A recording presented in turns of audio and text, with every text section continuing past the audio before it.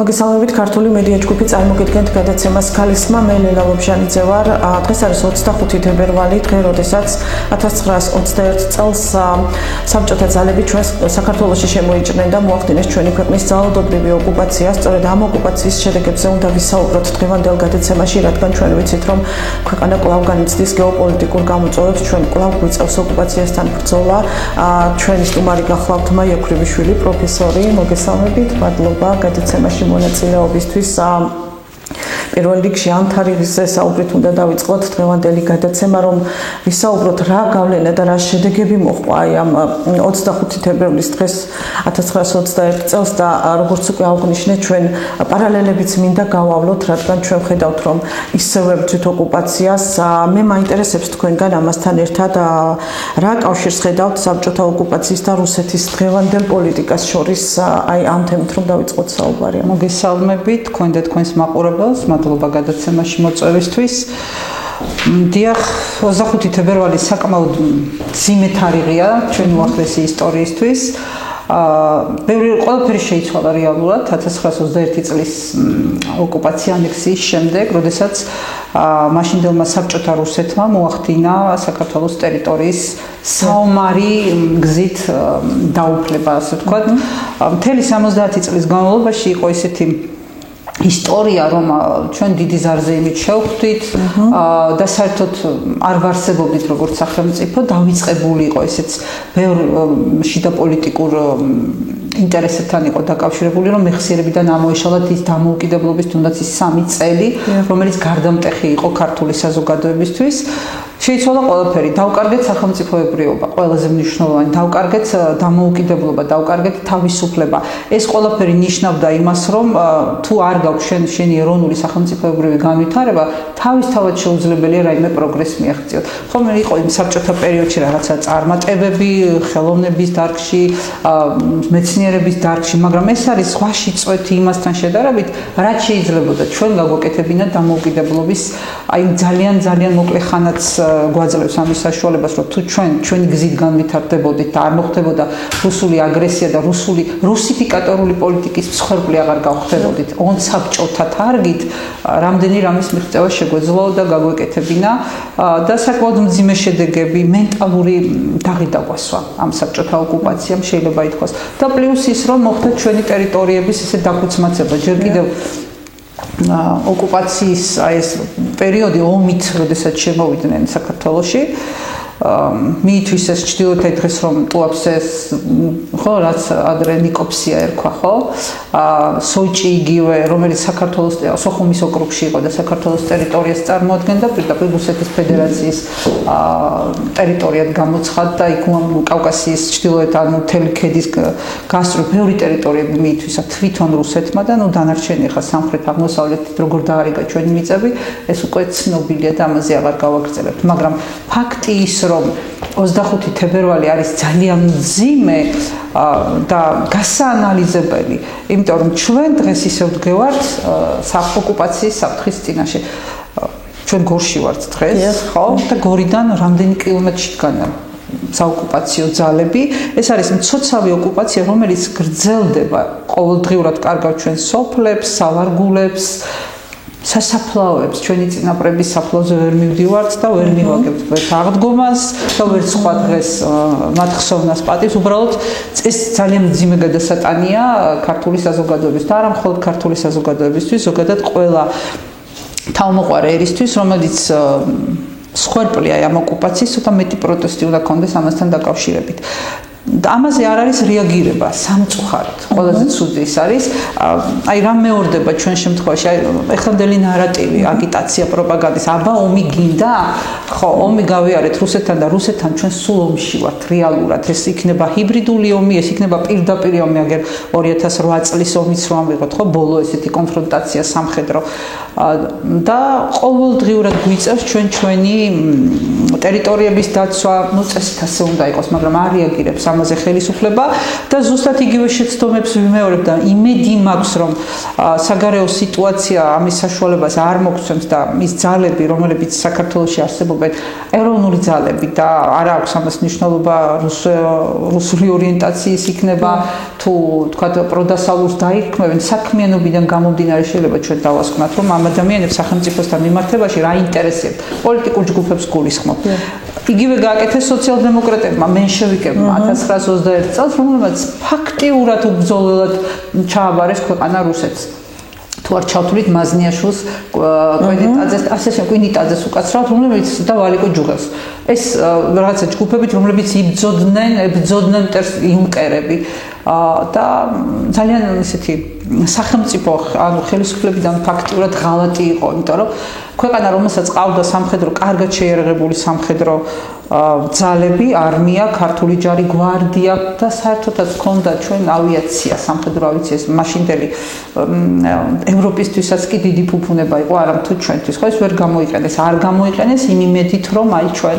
სოციალ-დემოკრატების, რაღაცა ეს მითი რუსეთთან დამოკიდებულებაში, იმიტომ რომ თავარი ჩვენ რაც უნდა გავეცნობიეროთ დღესაც ეს არის ის, რომ რუსეთი არის მტერი. არ აქვს მნიშვნელობა ის წითელი დროშით მოვა, სოციალ-დემოკრატიის იდეით მოვა, ქრისტიანობის იდეით მოვა. ეს არის ძალა, რომელსაც უნდა შენი ტერიტორია, ოღონდ შენი სახელმწიფოებრიობის არარსებობა უნდა. და შენ ხელშემშლელი ხარ მისთვის. ეს ჩვეულებრივი კოლონიზატორული პოლიტიკა არ უყვართ ხოლმე ჩვენო საბჭოთა პერიოდში კოლონია ვიყავით. აბა რა ვიყავით, ხო?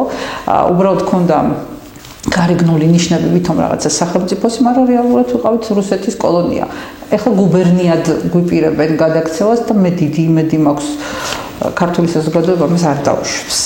დიახ, თქვენ ახსენეთ ნაწილობრივ, მაგრამ აქვე უნდა ჩაგეკითხოთ, რომ 1921 წელსაც იყვნენ მოძრაობები, სოციალური ჯგუფები, ადამიანები, რომლებიც იბრძოდნენ თავისუფლებისთვის, დამოუკიდებლობისთვის და დღეს იგივე მოცემულობა გვაქვს, ხო, ფაქტიურად ვხედავთ ადამიანებს, რომლებიც იბრძვიან ასევე თავისუფლებისთვის და ისევ რუსული რეჟიმის წინააღმდეგ. თქვენ რა პარალელებს გავლებდით და დღევანდელი სიტუაციაც კიდევ ერთხელ რომ უფრო მეტად რომ შევაფასოთ, აი თქვენი შეფასება საინტერესო არის, იმიტომ რომ ისევ რუსეთი ისევ რუსული ძალები და ბრძოლა, ოკუპაციის და ასე შემდეგ. ხო, საერთოდ ყველა სახელმწიფო და ყველა საზოგადოება ყოველდღე იბრძვის საკუთარი თავისუფლებისთვის. ეს არის წესი, ოქროს წესი და თუ ამ ოქროს წესს არ დავიცავთ, არ გვექნება არც სახელმწიფო და ვერ ვიქნებით ვერც თავისუფლები. ესაც მიმდინარეობს მარში და დამოუკიდებლობა, ამიტომ სწორად უნდა შეფასდეს საფრთხეები პირველ რიგში და მეორე უნდა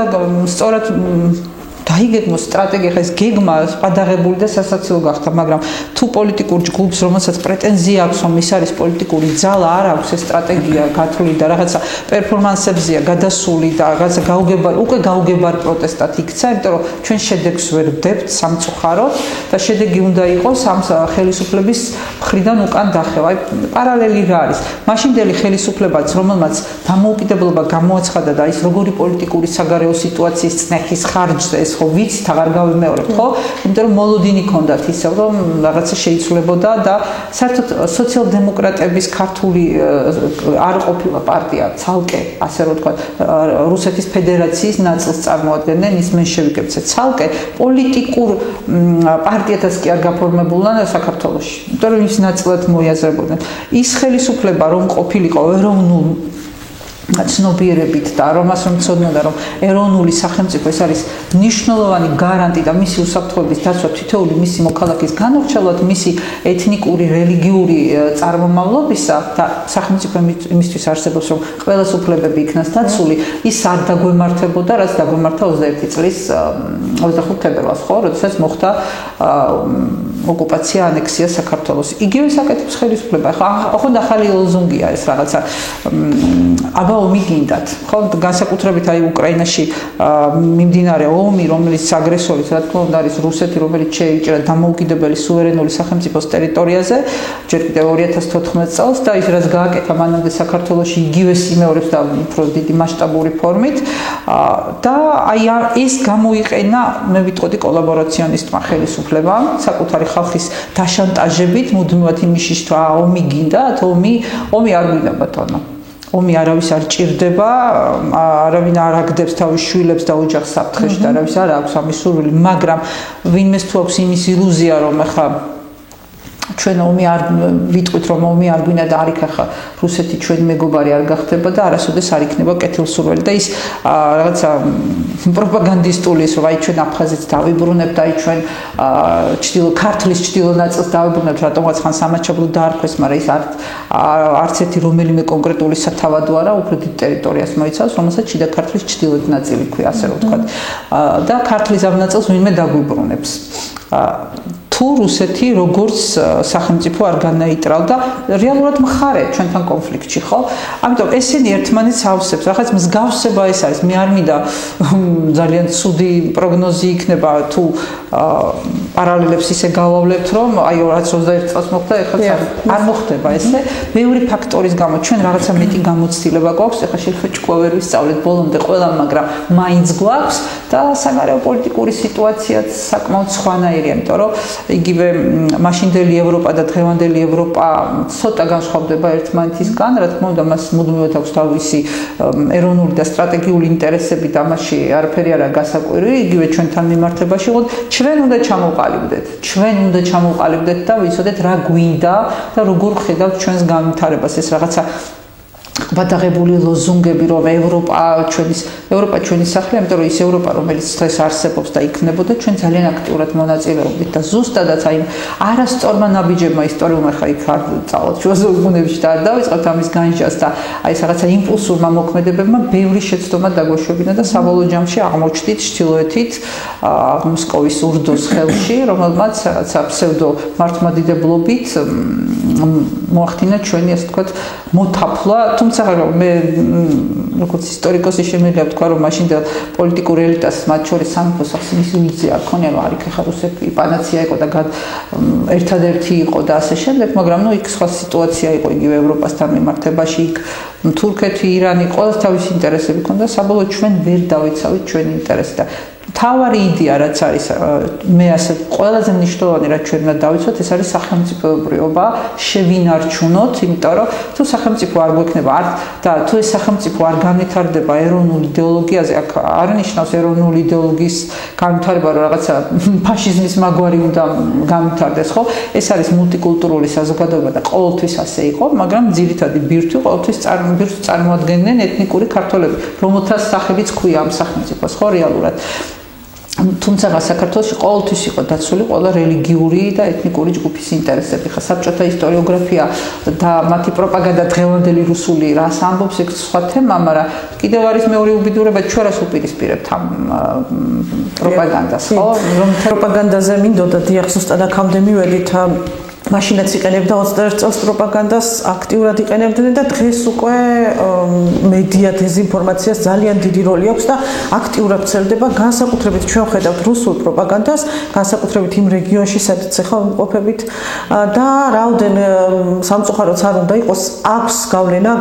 საზოგადოების გარკვეულ ნაწილზე რაღაც ჯგუფებზე რაღაც კატეგორიაზე აი ამ პროპაგანდას და ჩვენც ქართული მედია ჯგუფი მუდმივად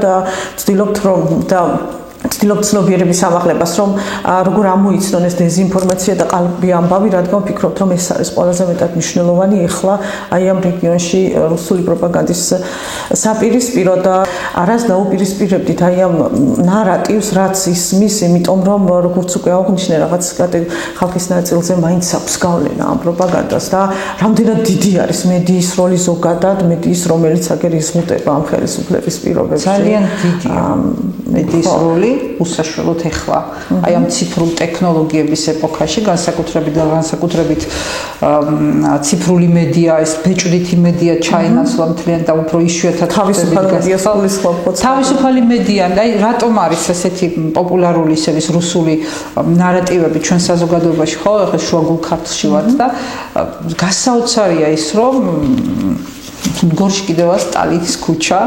იმიტომ რომ გასაგებია რაღაცა სენტიმენტები ვიღაცას აქვს, მაგრამ ის რომ არ გაცნობიერ და ეს ძალიან კარგად გამოიყენა საბჭოთა პროპაგანდამ თავის დროზე და ეხლაც რუსული პროპაგანდა ამას ძალიან კარგად იყენებს, რომ სტალინის ქართველობა რაღაცაც ხაზი გაუსვა და უფრო მეტად მიიზიდონ, რომ აი სტალინი ასოცირდება რაღაცა სიძლიერესთან, რაღაცა ძლიერ საბჭოთა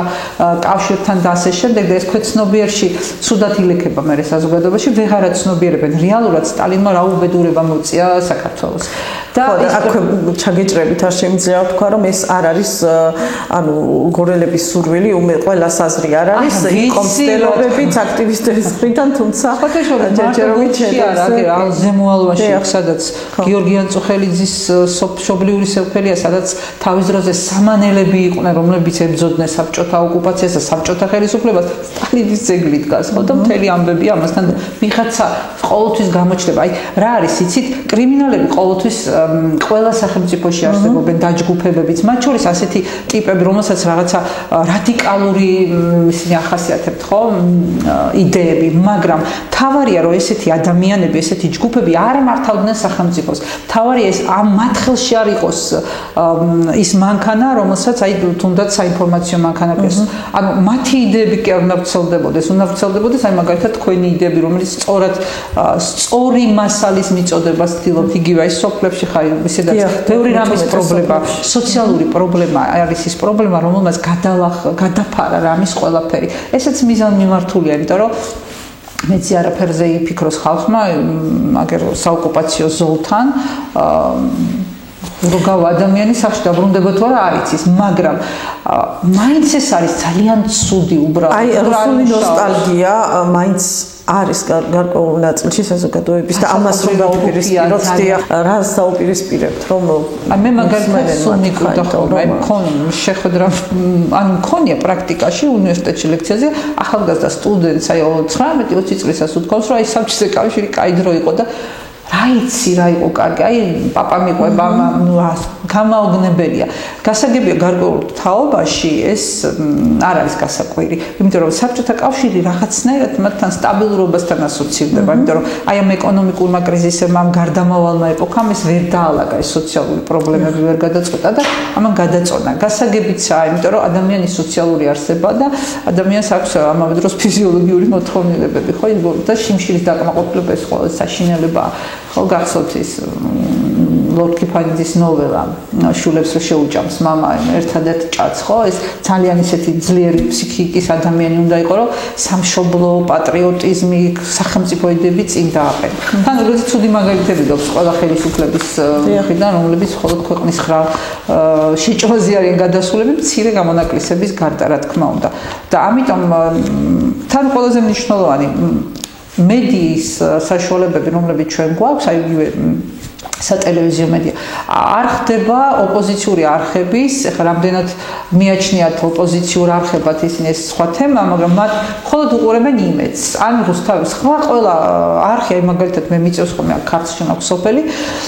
არ არის, ვერ უყურებ ვერცერთ არხს, იმედის და რუსთავის და თრიალეთი ფარავდა ხოლმე, ასე შემდეგ. ანუ სხვა ალტერნატიული აზრი, სხვა ალტერნატიული ცნობა ამ ხალხთან არ მიდის და გასაგებიცა. თან არის ენობრივი არ მიუწვდება ხელი ასაკობრივ კატეგორიას და იმას ის აქვს ნასწავლი და საერთოდ ძნელია რაღაცების გადასწავლა და გადაფასება. ეს ჩვენ ზოგადად თან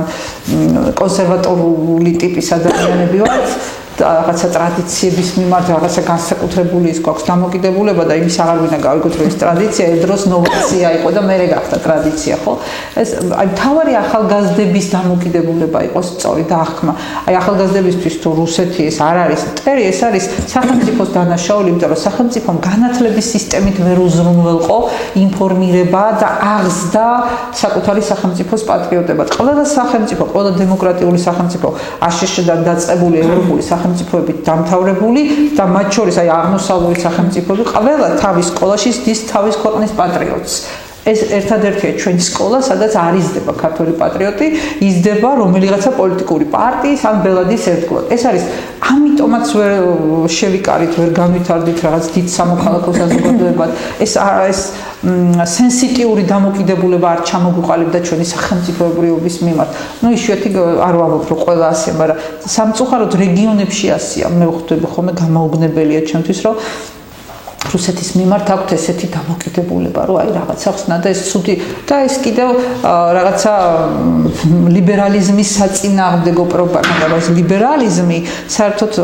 ნეგატიურ მოვლენად აღიქმება, თუ რასაც შინელებაა და აი ამ ცუდი ლიბერალიზმისგან უნდა დაგვიცვას მართლმადიდებულმა რუსეთმა. ესეც ნარატივი და რა თქმა უნდა დეზინფორმაცია და არასწორი თავისთავად არავინ ეროვნულობას არ გართმევს დასავლურ საზოგადოებაზე გულისხმობ, დასავლური საზოგადოება ეს არის ერი სახელმწიფოების თუნდაც იგივე ევროკავშირი ხო გაერთიანება, სადაც დაცულია ყველა მასში შემოვალი სახელმწიფოს ეროვნული ინტერესები. და არც ფრანგების, არც პოლონელების, არც რუმინელების, არც ბელგიელების არავის ეროვნული ინტერესი იქ არ იჩაგება. პირიქით, მეტი საშუალება აქვთ, რომ დაცულები იყვნენ ამ უსაფრთხოების პირველ რიგში უსაფრთხოების გარანტია. მანიპულირებენ კიდევ ძალიან. ეკლესიით მანიპულირება ყველაზე ბინძური მეთოდი მგონია, იმიტომ რომ ნახეთ იმ ათეისტური საინტერესო რამე მოხდა, ათეისტური საბჭოთა საზოგადოებიდან უცბად რაღაცა მე ვიტყოდი ფსევდომორწმუნეებად ვიქეცით, რომელსაც გააზრებული არ აქვს ქრისტიანობის არსი და ის ადამიანები მოგვევლინენ ჩვენ ქრისტიანობის დამცველად გუშინ რომ ქრისტიანებს ხოცავდნენ. პირდაპირ თუ არაპირდაპირ მნიშვნელობით და ესეც და ეკლესია ვერ გამოვიდა იმ რუსული მარწუხებიდან მიუხედავად დიდი მცდელობებისა. ყოველ შემთხვევაში გონიათ ხოლმე რომ თაობების შეცვლია, მაგრამ თაობას როგორ გასწია გაქვს, მაგას აქვს მნიშვნელობა. თუ თაობა ისეთივე გაიზარდა, როგორ აი საბჭოთა ნომენკლატურა როგორ გასდის პატრიოტ თაობას, ვერ გასდის ვერანაირად, ხო? ესეც აი ეს ტვირთი უნდა თავის მხრებზე, თავის ვალდებულება იყო სახელმწიფოს ეთავა. რომ სახელმწიფო და განათლების სისტემით, რომლის მოდერნიზება ვერ მოხდა სამწუხაროდ, იმიტომ რომ ის აღზრდის მეთოდი, მიდგომები მოსწავლე თან არ შეცვლილა დარჩა თითქმის საბჭოთა ერთადერთი რატომღაც ასწავლეს ბავშვებს ჩემი უფლებები და იმ უფლებებს რომ დიდი მოვალეობები და პასუხისგებლობები ახლავს მას არ ასწავლებს. ეს ცუდია, იმიტომ რომ უპასუხისგებლო ინფანტელური საზოგადოება ვერაფერს ვერ ქმნის და ეს ჩვენ გვაქვს საბჭოთა პერიოდის გადმოყოლილი ინფანტელიზმი და ეს უნდა დავტოვოთ სადღაც და იგივე დასავლეთთან მიმართებაში აგორებული ეს რაღაცა პროპაგანდა, რუსული პროპაგანდა, რომელიც ამას გამოხატავს რომ რაღაცა საშინელება საზოგადოება რაღაცა გაუგებარი რაღაცა ბრალდებები რომ თურმე ქალი კაცია იქ და რაღაცა რო გაგეცინება უბრალოდ, იმიტომ რომ არ იცნობენ იმ დასავლურ საზოგადოებას რეალურად როგორა ეთნიკური უმცირესობა, სექსუალური უმცირესობა ყველა საზოგადოებას ყავს და მათ შორის ჩვენთანაც და არ მგონია მათი უფლებები სადმე ილახებოდეს. ყოველ შემთხვევაში თუ ვინმე განგება არ გააკეთა ეს და რაღაცა დემონსტრაციულად არ მოახდინა მათ წინააღმდეგ, იმიტომ რომ თუ კი ტრანსგენდერ ქალს მოკლავენ, უფრო მეტი ქალი კვდება ჩვეულებრივი ტრადიციული ასე რომ თქვა, ხო? ამიტომ ამ ნიშნით ხაზგასმა ესეც რუსულ პროპაგანდაზე ასხავს წყალს. რო არ იქა ქვეყანაში და ბარბაროსები ვართ, არანაირად არ ვართ ბარბაროსები მიუხედავად იმისა, რომ ძალიან ბევრი ნაკლი გვაქვს და ბევრი რამე გვაქვს, ბევრ რამეში ვართ გასასწრებელი, მაგრამ აი ეს ფაქტორები, რომელსაც რუსეთი სათავისოდ იყენებს, რომ ჩვენ ძალიან კონსერვატორული, რამდენად ტრადიციულები და რა გონია ტრადიციები სხვა საქმე, მაგრამ ვართ ასეთი საზოგადოება, ვართ საზოგადოება, რომელმაც გამოიარა რუსული საბჭოთა დიქტატურა და იქ სადაც ინდივიდი საერთოდ არ არსებობდა ასეთი ცნობა, უცბად ამ საზოგადოებას ეუბნებიან, რომ მთლიანად უნდა გაშიშულდეს და საკმაოდ რთულია ამისი გაკეთება და აპელირება ტრადიციების დაცვაზე ეს გახდა ხელში ჩაიგდო მაგალითად ალტინფომ და რაღაც, რომელსაც წარმოდგენა არ აქვს რა არის ეს ქართულობა და ქართული ტრადიციები და საბოლოო ჯამში ჩვენ საზოგადოება აღმოჩნდით ძევლის როლში ამ ორ ძალას შორის, რომელიც არასწორად აწოდებს ინფორმაციას საზოგადოებაში და ორივე აღმოჩნდა რომ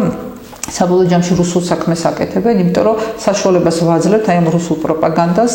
ამით აპელირების და ეს საზოგადოება ამის მტკივნეულად განიცდის. რატომღაც ამაზე ჩაიციკლენ ის რომ აგერ რუსული საოკუპაციო ჯარი დგას აქ დასავლეთ საქართველოში ზუგდიდიდან ჩანს მე მგონი უკვე ხო იქ რომ ჩვენი ქართული მოსახლეობა ორივე ოკუპირებულ ტერიტორიაზე შევიწროებულია საკუთარ ენაზე მე მგონი ოჯახშიც უგრძალავენ ლაპარაკს სწავლაზე აღარ ალაპარაკი ხო ამას ეს არის პრობლემა. პრობლემა არ არის. რა თქმა უნდა, უამრავი პრობლემაა, პირველ რიგში სოციალური პრობლემები, რომელიც არ მოგვარდება მანამდე, სანამ ჩვენ ვიქნებით ოკუპირებული. სანამ ჩვენ გვეყოლება დევნილები, სანამ ჩვენს ტერიტორიაზე თუნდაც ერთი ოკუპანტი იდგება, მანამდე ჩვენ მე ეგრე ვფიქრობ, რომ არ გვიწერია განვითარება. აბსურდია დემოკრატია. ვერ იარსებებს დემოკრატია, თუ არ არსებობს ეროვნული სახელმწიფო. ყოლია ის დემოკრატია ლიბერალიზმი თანასწორობა გაჩნდა ერი სახელმწიფოებთან ერთად ეს იყო ლოგოზუნგი იგივე საფრანგეთის რევოლუციის და ასე განვითარდა ყველა ევროპული დასავლური ტიპის სახელმწიფო რომელმაც მიაღწია პროგრესს საკუთარი მოქალაქეების დაცვის ეროვნული უსაფრთხოების კონცეფცია ჩვენ არ გვაქვს ეს გვაქვს არ გვაქვს ეროვნული განვითარების და ეროვნული უსაფრთხოების კონცეფცია არ გვაქვს და წარმოქმნა არ აქვს ამაზე არავის აი რომ ნებისმიერ თუნდაც ხელისუფლებას ხო გენიოსებითაა დაკომპლექტებული აღმასრულებელიც და საკანონმდებლოც, მაგრამ არ აქვს ამის უნარი, ხო? ოპოზიციასაც გაუჭირდება ამ თემაზე საუბარი მე მგონია და საკმაოდ რთულია, იმიტომ რომ აქ არ არის ერთი და ორი ადამიანის გადასაწყვეტი, გარკვეული ჯგუფები უნდა დავსხდეთ ერთად, ყველა სფეროს წარმომადგენლები და საერთოდ რაღაცა შეთანხმება მივახციოთ იმისა, როგორ უნდა განვითარდეს ეს ქვეყანა. და რა ის მე რომ გონია ის არის სწორი, ან შე რომ გონია ის არის არასწორი. ეს უნდა დამთავრდეს. ერთიანობა, კონსოლიდაცია, საღი აზრის, ესაა ყველაზე მნიშვნელოვანი. ქალების როლზეც უნდა გკითხოთ, ქალის ხმა არის ჩვენი გადაცემა და ცხადია ამის გარეშე. რამდენად დიდი იყო აი ქალების როლი საბჭოთა ოკუპაციის დროს წინააღმდეგობრივ მოძრაობებში მათი როლი რამდენად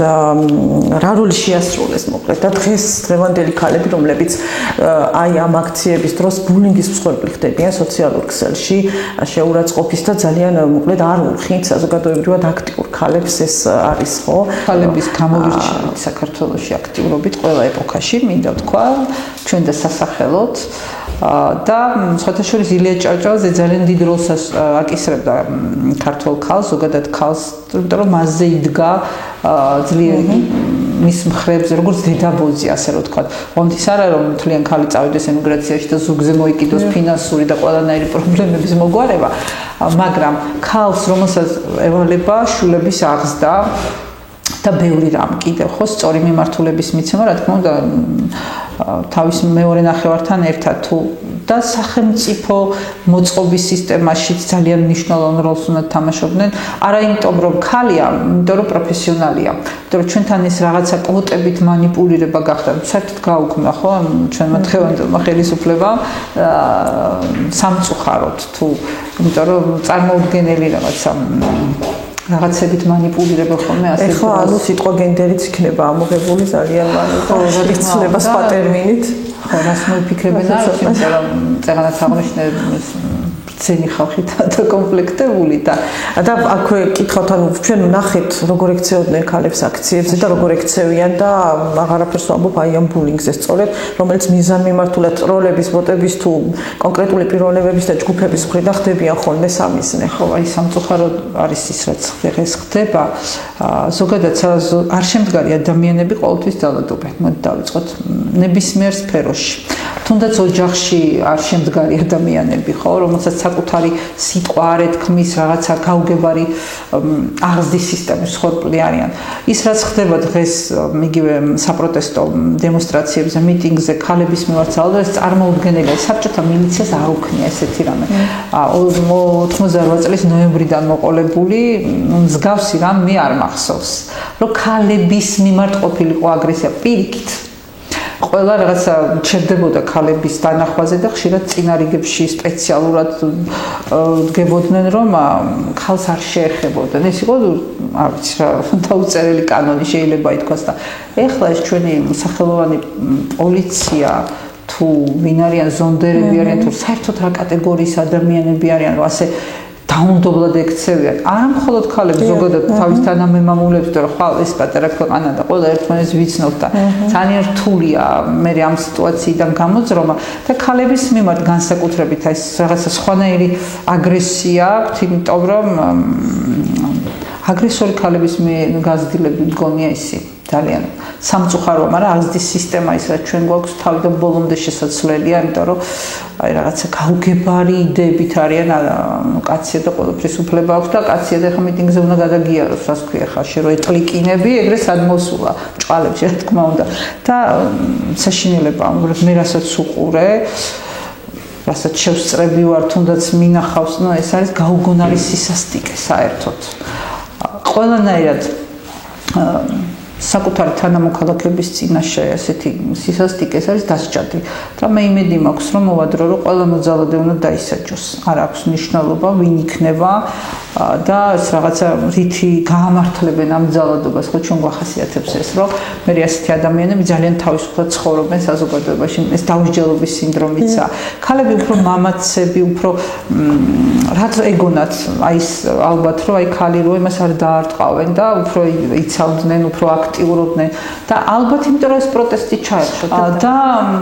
მაგრამ არის წითელი ხაზი არის თუ არა რუსეთი ოკუპანტი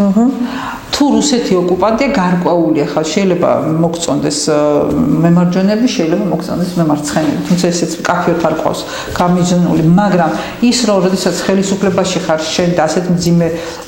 პირობებში ხო 40 თბილისიდან დედაქალაქიდან 40 კილომეტრში დგას საოკუპაციო ჯარი და შენ ამბობ რომ აი რუსეთი არ არის ოკუპანტი და სიტყვას ვერ ამოგლიჯრო თქვას ეს ხო ეს უკვე წითელი ხაზი რომელიც შენ გადალახე და უნდა დაისაჯო ამი ეს არის სახელმწიფოს ღალატი სხვა კი არაფერი როდესაც შენს გევალება სახელმწიფო მოხელი ხარ საჯარო მოხელი ხარ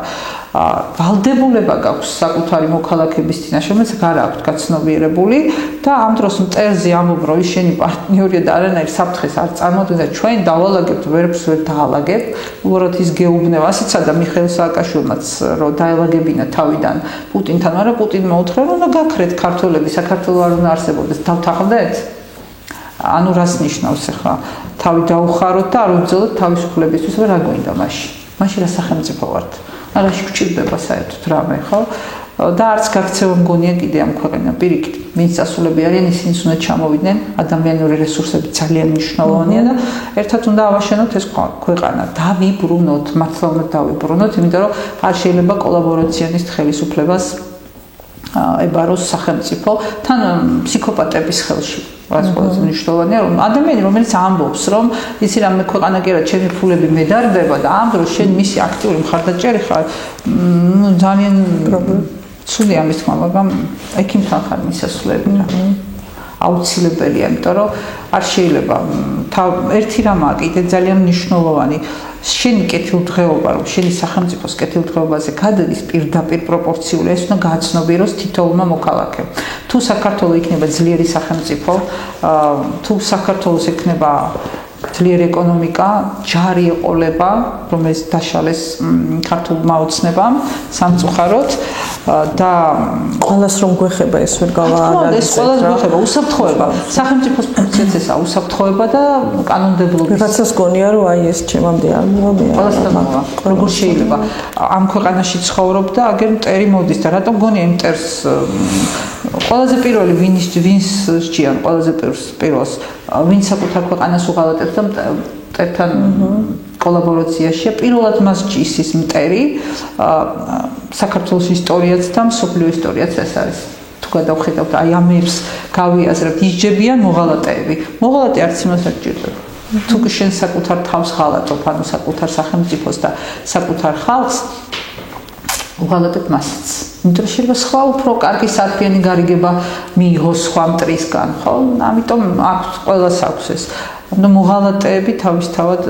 საშიშები არიან ყველასთვის და მტერი მოვა ყველასთან იმიტომ რომ ჩვენ ყველანი აქ ვართ ერთად ამ სახელმწიფოში და ვის აქვს ილუზია რომ აგერ რამდენიმე კილომეტრში დგანან აქედან და დურბინდებით თვითვალებელ ჭოგრიტიდან როგორ გადავადგილდებით